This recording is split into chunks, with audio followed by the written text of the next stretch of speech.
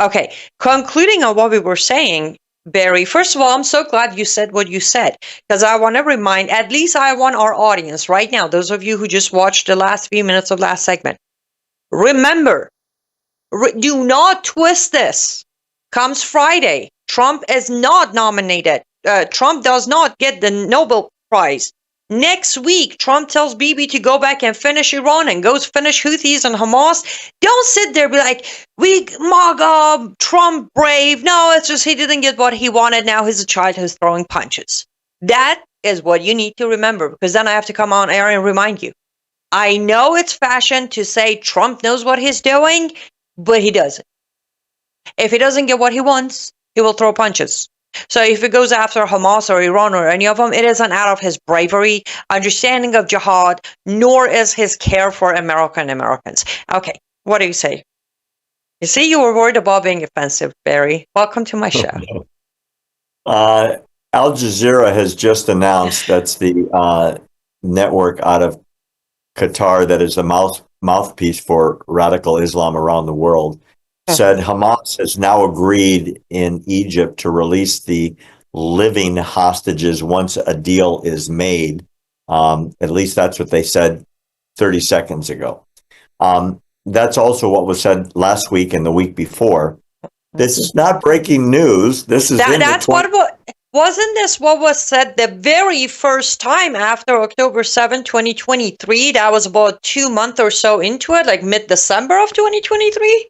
And they've been saying this all along. And so I think what's happening is the negotiations are being stretched out as long as possible in the hopes of getting one more thing out of the West, specifically the negotiators. Trump's son-in-law is there and Steve Witkoff is there, and they are negotiating on behalf of the United States for Israel. The fact of the matter is, this war could have ended October 8th or 9th, 2023, just release the hostages. Israel would have pulled out. What has happened instead is the bargaining chip of the hostages, alive and dead, has forced Israel to stay there and wipe out Hamas. Hamas cannot and will not be allowed to stay in Gaza, or the government of Israel will fall. It's a parliamentary system. Bibi will lose the coalition of the right wing that is ferociously defending Israel, both politically and through their support of the military. Bibi, being a political animal, this is how he has survived as prime minister longer than anybody in the history of Israel. Look, I've spent 4 hours with Bibi. I know him, at least from the past, quite well. We've had very, very lengthy discussions, he and I. He's a brilliant man, and politically there's nobody better. But he understands if this war concludes badly for Israel, his time as prime minister is over. The government will fall. There'll be a new coalition. I don't know who it will be. Israeli politics are like a street fight between rival gangs with a little less bloodshed, but they're rough. And Israel will not allow Hamas to stay. The government will not allow Hamas to stay. And as of right now, from what I'm reading, they haven't agreed even that the Hamas fighters will give their weapons up. They have not agreed. They have not agreed, Hamas, I mean, to leave the Gaza Strip. And they have not agreed not to participate in the day after, as they say. And that matters a lot, because the rebuilding of Gaza, which according to Trump, he's got the money lined up from the wealthy countries of the world, including the United States. I don't know why. The last part, I mean. Specifically, who's going to run the place matters more than anything. I mean, think about this.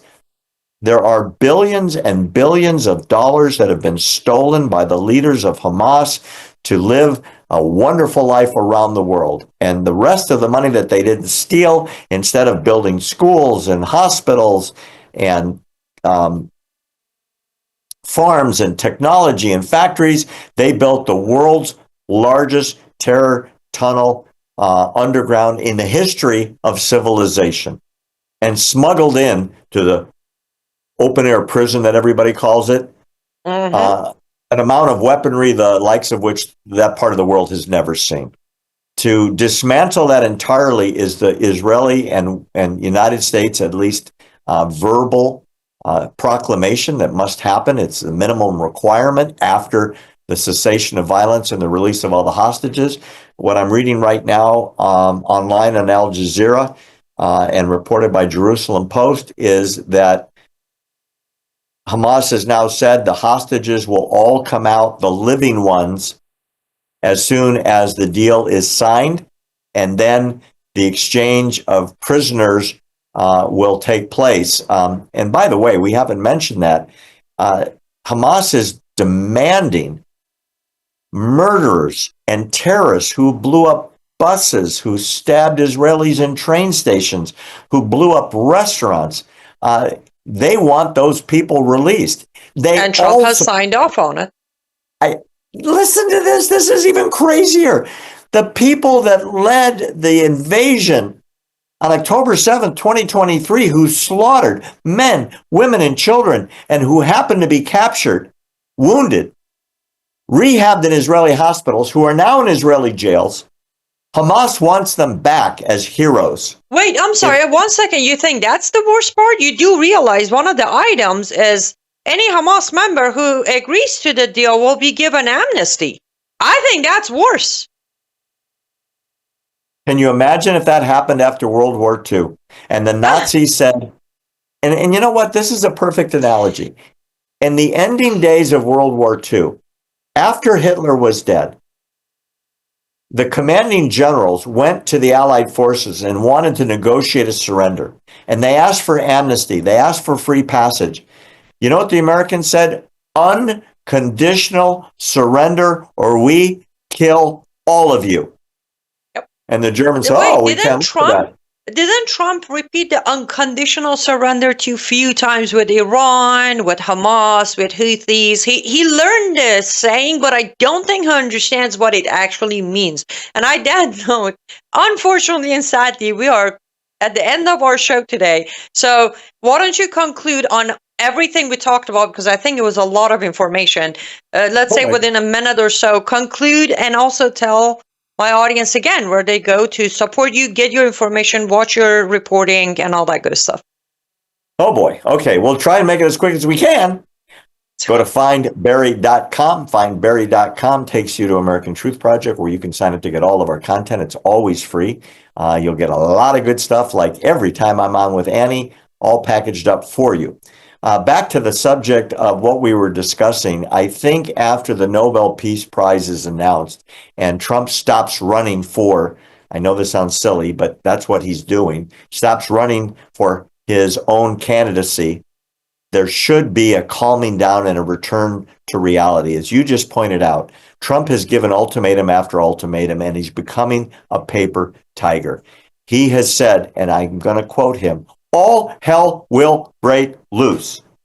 He's got Marco Rubio saying the same thing, and supposedly the American negotiations behind the scenes are expressing that same thing. I don't think anybody believes it at all anymore, because unlike what Trump did with the B-2s bombing the nuclear sites in Iran, where he actually carried through on his threat, here in this case, he will not put boots on the ground, and American bombers are not going anywhere near Gaza. So the fact of the matter is, Israel is fighting this war by themselves. They're being pushed into a corner by the negotiations, and I'm just praying that the various Muslim states in the Middle East can offer something to Hamas to get them out of Gaza, get them out, leave the weapons behind, get the hostages out, and maybe there's enough resentment now against Hamas by the ordinary Gazan citizens to say, okay, war with Israel didn't work. Our entire country, such as it was, remember, Israel pulled out in 2005. It's been a country on its own for 20 years. And they made a mess. They're going to have another chance at it. Only now billions of dollars are going to flow in. I don't mean flotilla dollars, which that was a joke. Yes. I'm talking about specifically big money to rebuild the place.